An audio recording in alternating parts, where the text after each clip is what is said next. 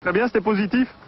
On s'est engagé à ne rien dire. Mais on sait que vous discutez des grands problèmes du monde, ça veut dire quoi en particulier? Est-ce qu'il y a des choses plus... Non, franchement, je peux pas. Bonne chance, quand même. Et Bill Clinton ne viendra finalement pas. Il s'est fait remplacer par Henry Kissinger. Présent en revanche, James Wolfensohn, que l'on voit ici, le président de la Banque mondiale, Javier Solana, le représentant de la diplomatie européenne, les milliardaires Rockefeller et Soros, Giovanni Agnelli, le président de Fiat. Une réunion des personnalités les plus riches et les plus influentes au monde, tout cela à 2 pas de chez vous. Vous savez ce qui se passe? Non, pas exactement, je suppose, c'est le foot qui arrive. Comme quoi parfois, un secret peut être presque bien gardé. D'abord, le nom de Bilderberger vient du fait que la première rencontre en 1954 s'est faite à l'hôtel Bilderberg en Hollande. Et que le président permanent des Bilderberger est le prince Bernard. Bon, le prince Bernard qui contrôle une partie importante de l'économie européenne, et ensuite la reine Juliana dont les intérêts dans le Dutch Shell Oil Industries et sa propriété personnelle, finalement regroupe sous l'égide du prince Bernard des personnes aussi reconnues, n'est-ce pas, que les Onassis, les Kennedy, pour les Canadiens c'est Cyrus Eaton, vous avez d'autre part John Foster Dulles, les Rothschild, le président Giscard d'Estaing qui était d'ailleurs membre éminent de la loge française, et vous avez Margaret Thatcher évidemment qui est à la tête des Round Tables.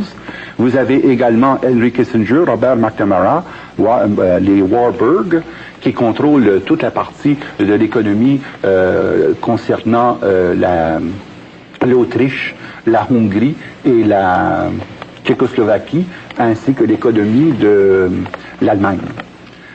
Alors, c'est tout cela qui est interrelié et qui prennent des décisions occultes. Remarquez bien que ces décisions-là ne sont jamais rendues publiques. Question conspirationniste. Ah, conspirationniste. Non mais, alors, ça fait partie la trilatérale. La trilatérale. Et ça Bilderberg. Et Bilderberg. Mais je pense qu'il n'y a pas de 10% des gens qui savent ce que c'est, mais moi je vais le dire ce que c'est. C'est même Skull and Bones pour toi. Qu'est-ce que c'est quoi? Ah, ça je connais pas. Tu connais pas Skull and Bones? Non. Tu fais semblant de ne pas Non, connaître je connais pas, mais il y a encore temps à apprendre. Bon, vas-y. Alors, ce sont des conférences internationales dans lesquelles on parle des grands problèmes du monde. C'est démocratique, tu penses, de faire ça? C'est-à-dire de se réunir entre gens qui dirigent dans différents domaines, politiques, financiers, et qu'on ait le sentiment, nous, les humbles, les sans grades, les gens de la plèbe, de se dire, tiens, on est dirigé d'en haut.